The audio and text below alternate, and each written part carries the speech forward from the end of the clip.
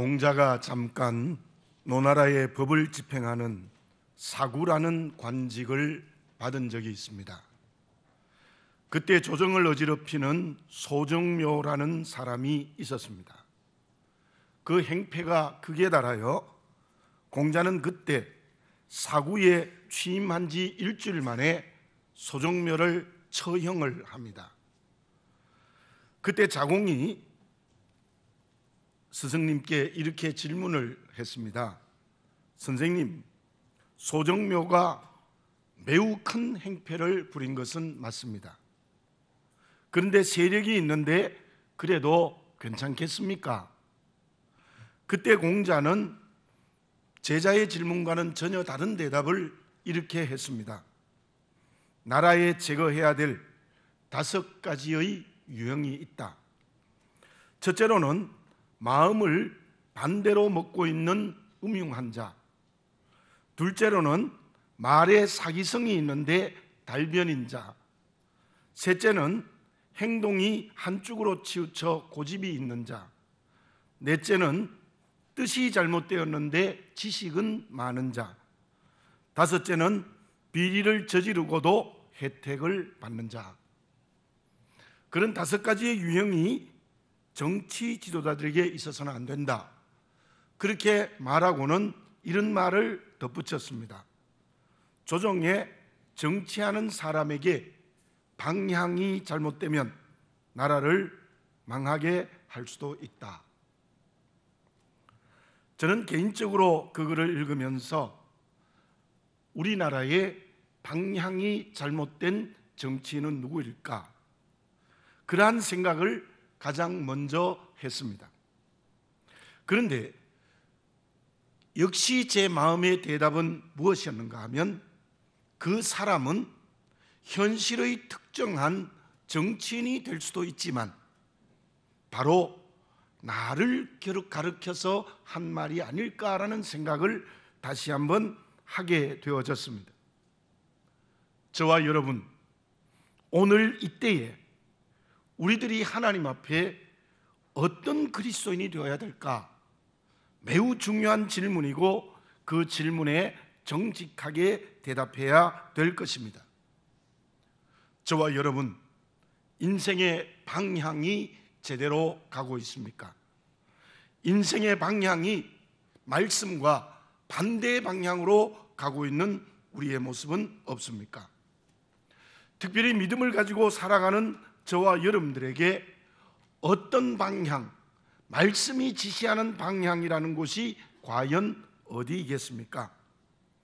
오늘 본문의 말씀은 기록된 제목대로 성전에 올라가는 노래입니다. 근데 1절에 이러한 말씀이 있습니다.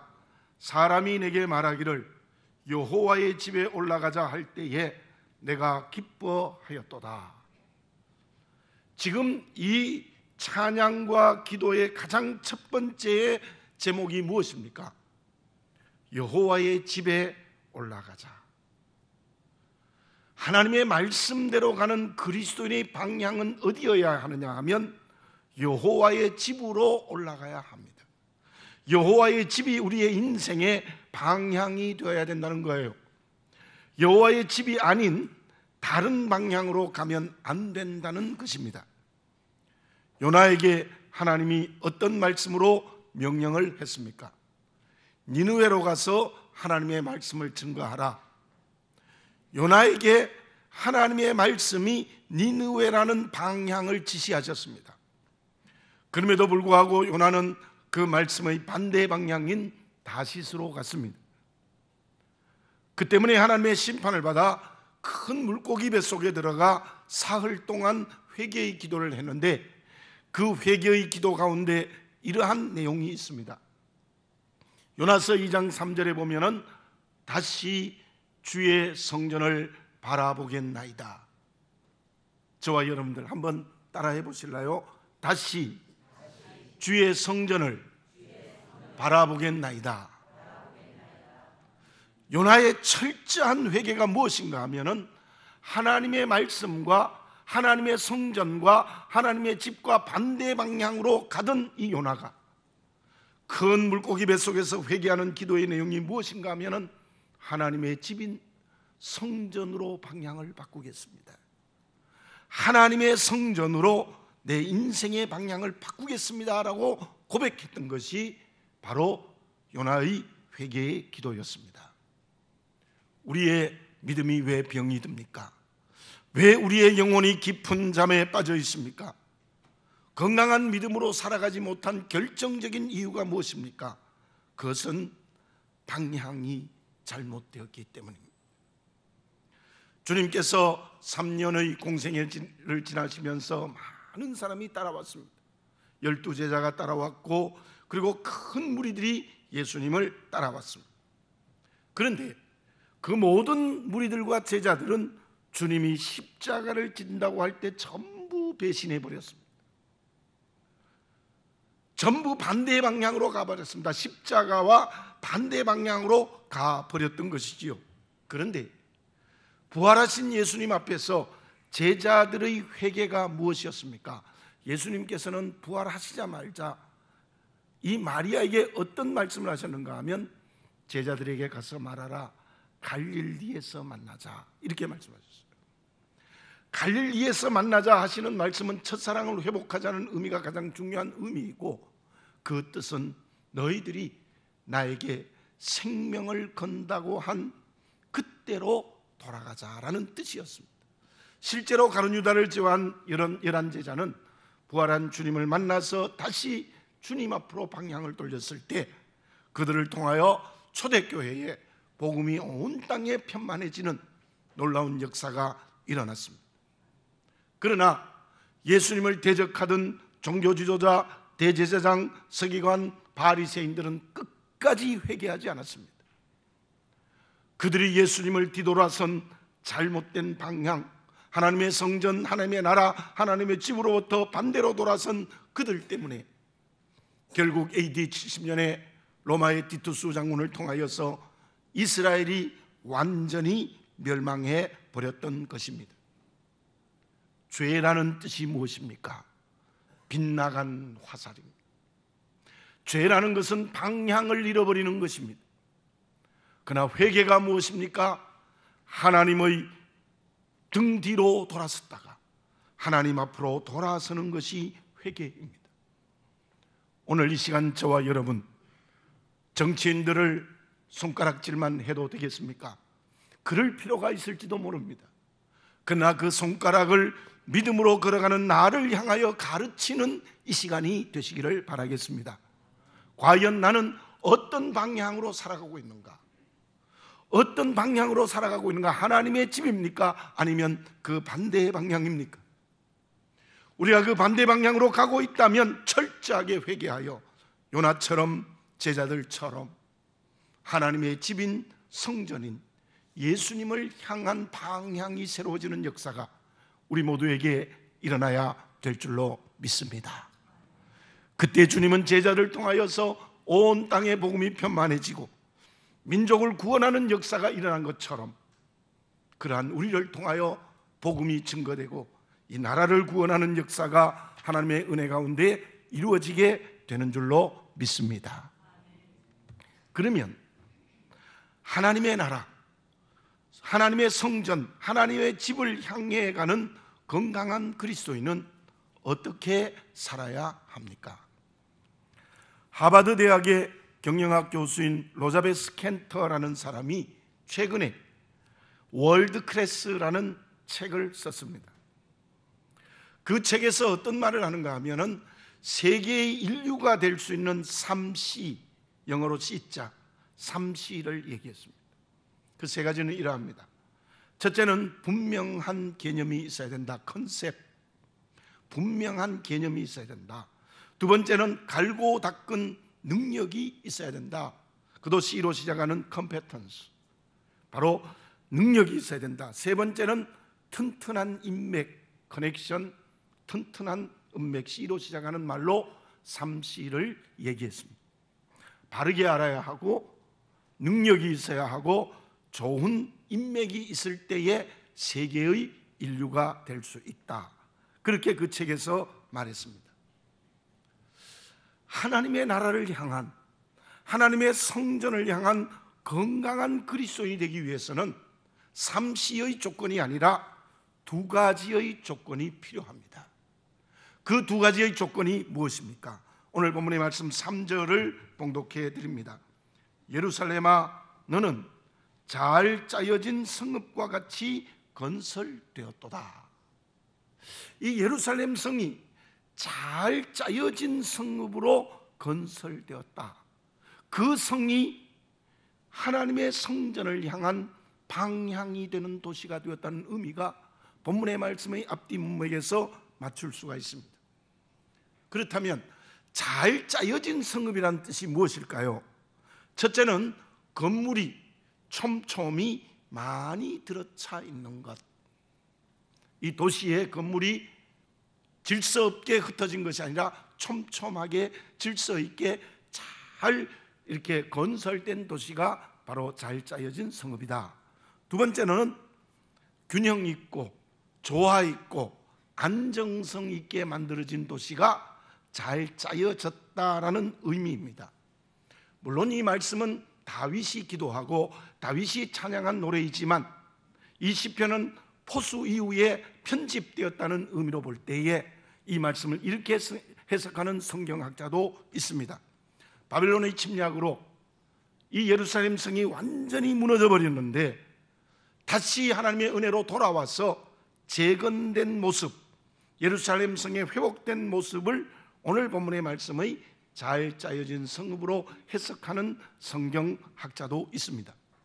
자, 어쨌든 잘 짜여진 성읍이라는 것은 균형 있는 도시, 질서와 조화를 잘 갖춘 도시가 잘 짜여진 도시라는 의미입니다.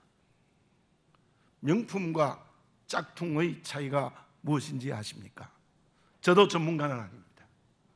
그런데 중요한 결정적인 차이를 이렇게 말합니다.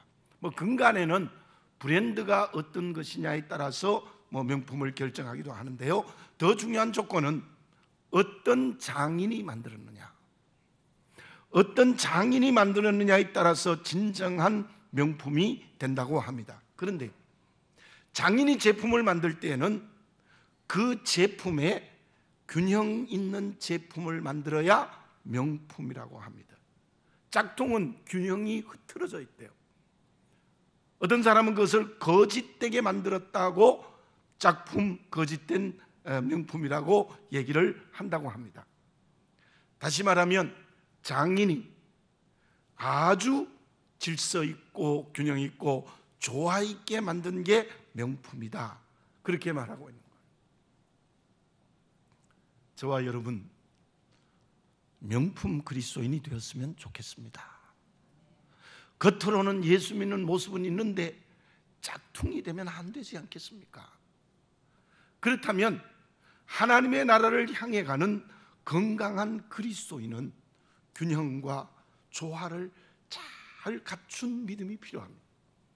그러기 위해서는 세 가지의 삼시가 아니라 두 가지의 조건이 필요합니다. 첫째로는 지정의가 함께 잘 조화된 믿음이어야 돼요. 어떤 사람은 지식의 신앙으로만 끝나고 마는 신앙인들이 많습니다. 말씀을 잘 압니다. 제자 훈련을 받아서 구원이 뭔지, 교회가 뭔지, 종말이 뭔지를 매우 성경을 땡겨서 잘 알고 있습니다. 그런데 그 지식만으로 믿음의 길을 걸어가면 건강한 믿음의 길을 걸어갈 수 없습니다. 하나님에 대해서 알고, 예수님에 대해서 알고, 성령에 대해서 알고, 구원이 무엇인지 알고, 교회가 무엇인지를 아는 게 필요합니다.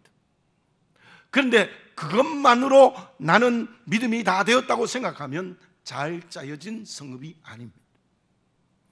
두 번째로는 감정이 성령을 체험해야 돼요. 하나님 왜 우리에게 감정을 주셨는가? 우리의 감정을 통하여서 성령을 체험하고 뜨거운 열정이 마음속에 살아 움직여야 됩니다. 그런데 하나님에 대한 바른 지식 없이, 지적 신앙은 전혀 없고 감정만 가지고 있는 신앙도 잘 짜여진 성읍이 아닙니다. 잘못된 신비주의는 한국교회를 크게 그르치게 만들지 않았습니까? 그곳에 수많은 이단들이 거기서부터 나오지 않았습니까? 그래서 아는 것과 느끼는 것이 잘 조화되고 균형을 갖춘 바로 정말 진짜로 잘 짜여진 성읍이 될 때에 그 사람이 제대로 된 하나님 나라를 향한 방향의 길을 걸어가는 건강한 그리스도인이 될 수 있다는 거예요. 자, 한번 보세요. 마귀가 예수님을 하나님의 아들인 줄 알았어요? 몰랐어요? 알았어요. 어쩌면 우리보다 더 정확하게 알았어요. 그러나 그 마귀는 예수를 믿지 못했어요. 엘리야가 왜 도망자가 되어서 로뎀나무 아래에서 죽겠다고 아우성치고 있는 겁니까? 여러 가지 이유가 있지만 가장 중요한 이유는 갈멜산의 승리에 도취되어 있었기 때문에 그렇습니다. 갈멜산의 승리에서 그의 감정이 그곳에 빠져 있었기 때문에 이세벨의 칼날에 여지없이 무너지고 말았던 거예요. 아는 것과 성령을 체험하는 이 감정이 잘 짜여진 성읍이 되어서 셋째로는 선택하는 결단을 해야 됩니다. 선택해야 됩니다. 나는 이제 오직 예수님만이 내 인생의 주인이고 그분의 말씀으로만 살아가겠다는 의지적 선택, 이것이 있을 때 잘 짜여진 성읍이 될 수 있다는 것입니다. 하나님은 지정의가 완전히 갖추어진 인격적인 하나님이세요. 하나님은 지성의 모든 것을 가지고 있었고, 하나님은 분노하시고 사랑하시는 사랑도 있으시고, 하나님은 사람의 몸을 입고 이 세상에 오시는 선택의 결단을 하셨던 분이 하나님이세요. 그 예수님 하나님을 만나 정말 하나님의 성전을 향해 가는 건강한 그리스도인은 이 지와 정과 의가 잘 조화돼야 돼요. 한 남자가 한 여자가 사랑을 하여 결혼하는 것도 인격적 만남이 돼야 돼요. 서로를 먼저 바르게 알아야 돼요. 그리고 사랑해야 돼요. 그리고는 이 남자, 이 여성이 없으면 내 인생에 절대로 살 수 없다는 선택의 결단을 할 때 결혼의 단계에 들어갈 수 있는 것입니다. 저와 여러분, 정말 우리의 신앙이 건강하여 하나님의 나라를 향한 방향으로 제대로 가기 위하여서 주님을 아는 것과 사랑하는 것과 선택의 결단이 잘 균형 있고 조화되어진 잘 짜여진 성읍이 되어지시기 바랍니다. 두 번째, 또 하나는 믿음과 삶이 서로 원인과 결과가 되어질 때에 잘 짜여진 성읍입니다. 믿음 따로 삶 따로 있으면 그것은 방향이 잘못될 수밖에 없어요. 야고보서에 나오는 말씀을 보십시오. 2장 17절에 보면 우리가 잘 아는 말씀이죠. 행함이 없는 믿음은 그 자체가 죽은 것이라. 2장 26절에 보면 영혼 없는 몸이 죽은 것 같이 행함이 없는 믿음은 죽은 것이라. 믿음은 행함으로 나타나야 돼요. 행함은 믿음의 뿌리를 두는 행함이야 돼요. 이 믿음과 행함이 서로 원인과 결과가 될 때에 바로 진정한 의미의 잘 짜여진 성읍이 될 수 있다. 그렇게 말을 할 수 있습니다. 저와 여러분, 지정의 조화가 이루어지는 믿음, 믿음과 삶이 연결되어지는 그리스도인, 이 두 가지가 균형과 조화를 이루는 잘 짜여진 성읍이 되는 역사가 일어나시기를 바라겠습니다. 이게 무너지기 때문에 온갖 기독교의 문제가 생기고 개인의 신앙이 온갖 비리가 생기는 거예요. 거짓된 그리스도인이 되고 마는 거예요. 그렇게 잘 짜여진 성읍과 같은 균형과 조화를 이룬 건강한 신앙이 될 때에 우리는 하나님의 나라를 향해 가는 건강한 믿음의 그릇이 될 수 있을 줄로 믿습니다. 그러면 그렇게 균형과 조화를 이루는 건강한 믿음이 하나님의 나라를 향해 가는 건강한 그리스도인이 된다고 했는데 그곳에 필요한 덕이 있습니다. 그것이 무엇입니까? 셰익스피어가 어느 날 친구집에 연락하지 않고 찾아갔더니 하인이 반갑게 맞아주는데 이렇게 말합니다. 어서 오십시오.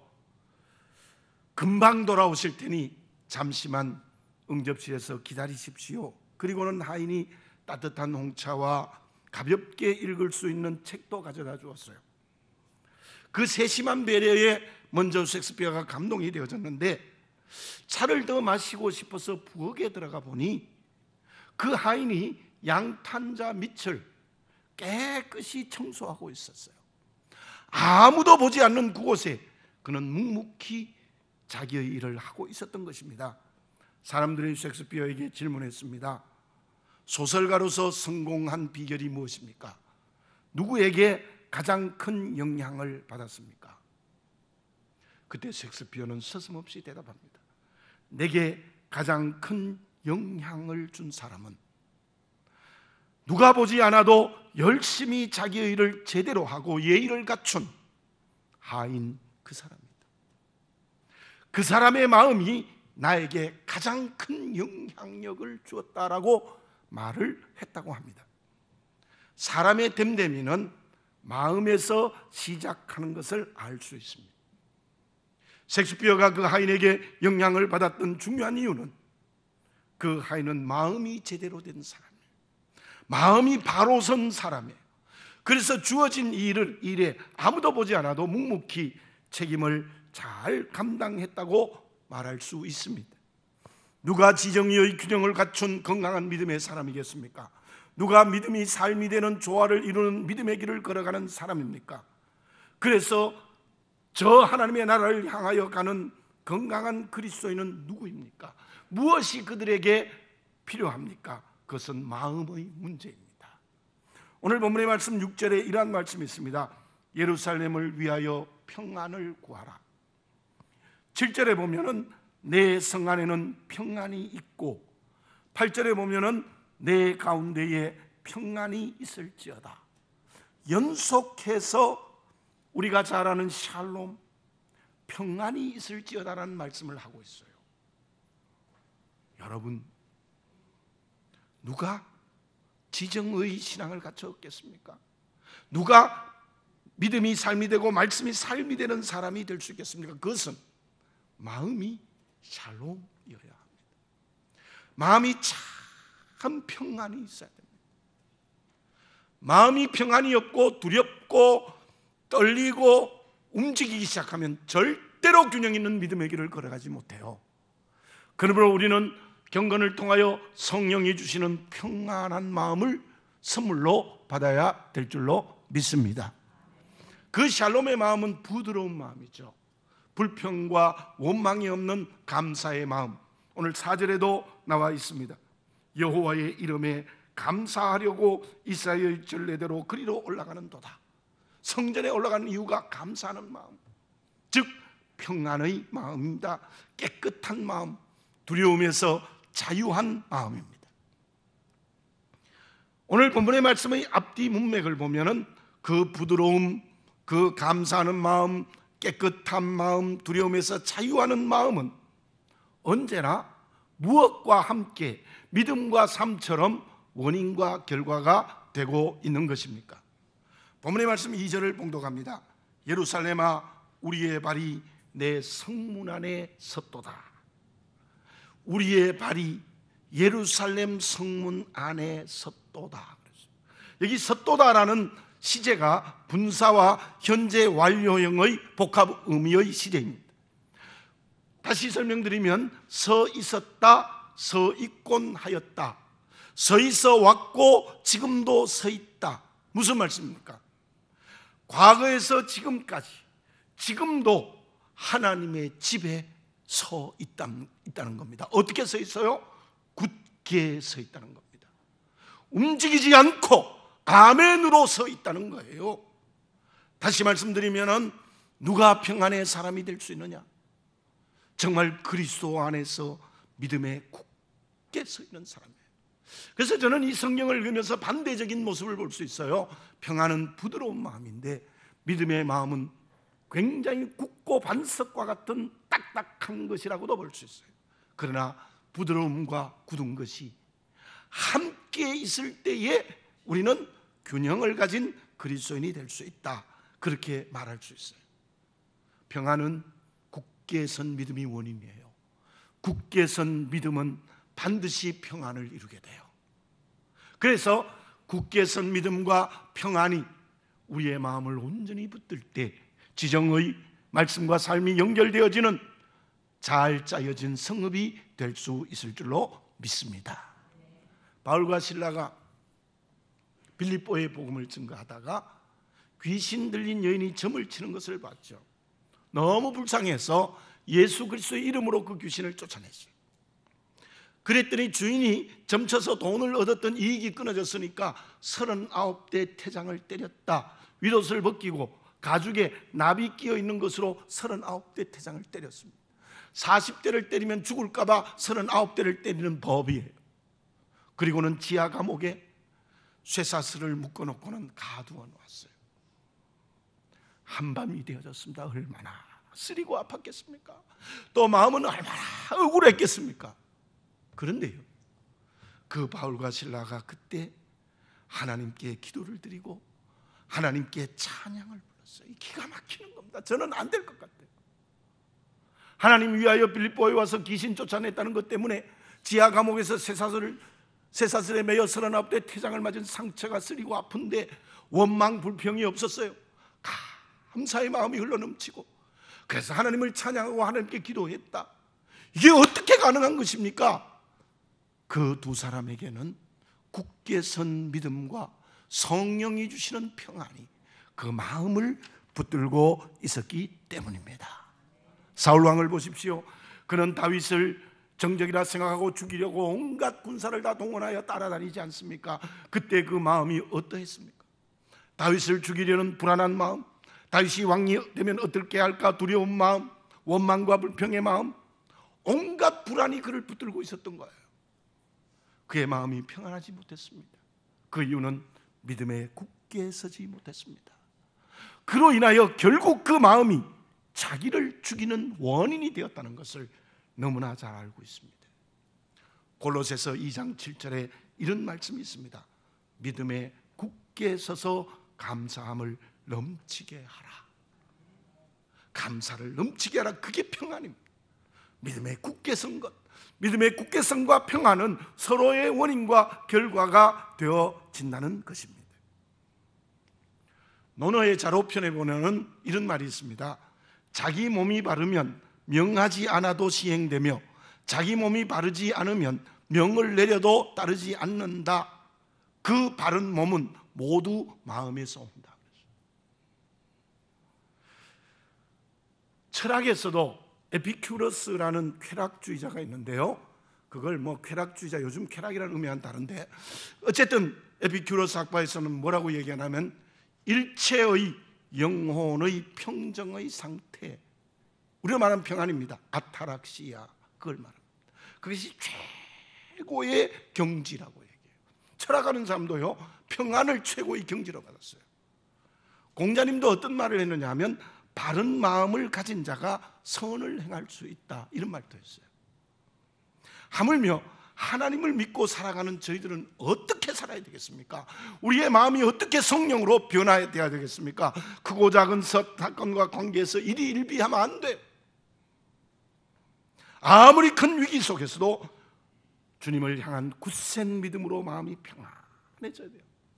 아무리 좋은 일이 있어도 정말 믿음에 굳게 서서 평안한 마음을 유지해야 돼요. 위기 앞에서 너무 두려워하지 맙시다. 그 위기 속에 하나님이 주시는 은혜의 기회가 있는 줄로 믿습니다.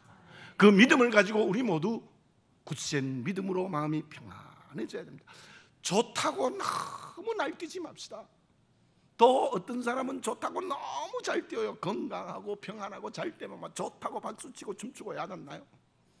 물론 하나님께 영광을 돌리는 춤은 춰야 되겠지만 그때도 하나님의 뜻이 무엇인가를 보며 굳센 믿음으로 마음이 평안해지는 역사가 일어나야 될 줄로 믿습니다. 제발 영적 조울증이라는 영적의 결정적인 병에 걸리지 마시기를 바라겠습니다.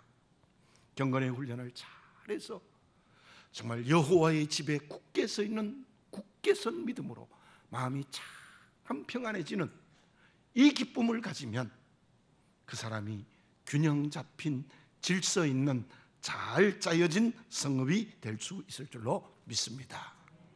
부활하신 주님께서도 두려워하는 제자들에게 항상 하시는 말씀이 무엇이었습니까? 평안이 있을지어다. 평안이 있을지어다. 우리 오늘 그 주님이 주시는 믿음으로 말미암아 평안을 선물로 받으시는 역사가 일어나시기를 바라겠습니다. 그 사람이 제대로 된 하나님의 나라를 향한 방향으로 가는 거룩한 그리스도인이 될 수 있을 줄로 믿습니다. 그러면 그렇게 잘 짜여진 성읍이 되어 여호와를 향하여 나가는 그리스도인에게 어떤 축복이 주어지겠습니까?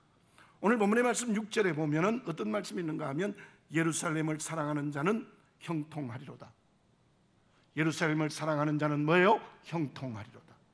예루살렘을 사랑하는 자는 예루살렘 성을 향해 가는 사람입니다. 예루살렘 성전을 향해 가는 사람은 형통하리로다. 또 7절에는 이런 말씀이 있습니다. 내 성 안에는 평안이 있고, 정말 예루살렘 성전을 향하여 가는 사람에게는 평안이 있고, 또 내 궁중에는 형통함이 있으리로다. 하나님의 성전을 바라보고 그 방향으로 가는 사람에게 형통의 길을 열어주신다. 9절에 보면 여호와 우리 하나님의 집을 위하여 내가 너를 위하여 복을 구하리라. 복을 구하리라. 이 말씀을 종합해 보면은 하나님의 나라를 제대로 방향으로 알고 가는 사람은 형통의 복을 주시겠다는 약속입니다. 그 형통의 복이 무엇입니까? 세상 사람들이 말하는 형통이 아니라 말씀이 이루어진다는 거예요. 우리가 하나님의 나라, 주님을 향하여 제대로의 방향을 가지고 잘 짜여진 성읍이 되기만 하면 하나님께서 말씀이 이루어지는 형통의 복을 허락하여 주실 줄로 믿습니다. 토마스 칼라일이 쓴 오늘이라는 시에 이러한 시기가 있습니다. 여기에 또 다른 희망찬 새날이 밝아온다. 생각하라, 그대는 이 날을 쓸모없이 흘러보내지 않았는가? 우리에게 주시는 음성으로 들읍시다. 생각하라, 그대는 이 시간 이 날을 쓸모없이 흘러보내지 않았는가? 나는 오늘 쓸모없는 삶을 살고 있지 않습니까? 아니면 가치 있는 삶을 살아가고 있습니까? 누가 가치 있는, 즉 하나님이 기뻐하시는 오늘을 살아갈 수 있습니까? 그것은 내 믿음이 잘 짜여진 성읍이 되어 하나님의 나라를 향한 바른 방향으로 갈 때 이루어질 줄로 믿습니다. 기도드리겠습니다. 사랑하는 아버지 하나님, 참으로 어렵고 힘든 시기를 걸어가고 있습니다. 우리의 오늘, 이때 이 시간, 12월 한 달이 남았고 2017년 새해를 기다리는 이때, 주의 오심을 기다리는 대림절 둘째 주일 예배를 드리면서 저들 다시 한번 오늘의 나의 삶이 하나님이 기뻐하시는 삶이 되게 해 주시옵소서. 잘 짜여지지 못하고 지성에 얽매이고 감정에만 얽매이는 잘못된 신앙, 믿음과 삶이 따로따로 있는 잘못된 신앙에 이루어지지 말고 잘 짜여진 성읍이 되어 저 하나님의 나라를 향해 가는 저희들이 되게 해 주시옵소서. 그러기 위하여 우리의 마음에 성령이 주시는 굳센 믿음으로 참 평안을 어떤 환경, 어떤 관계에서도 이룰 수 있게 하여 주시옵소서. 그때 우리를 통하여 말씀이 이루어지는 형통의 복을 주실 줄로 믿습니다. 그때 이 나라를 구원하는 역사 하나님의 은혜로 주실 줄로 믿습니다. 그때 이 나라가 땅끝까지 복음을 증가하는 제사장의 나라가 될 수 있을 줄로 믿습니다. 그때 한국교회를 새롭게 하고 우리 교회가 새롭게 되고 말씀이 이루어지는 형통의 복을 허락하여 주실 줄로 믿습니다. 주여, 우리의 믿음이 잘 짜여진 성읍이 되게 하여 주시옵소서. 예수님의 이름으로 기도드립니다. 아멘.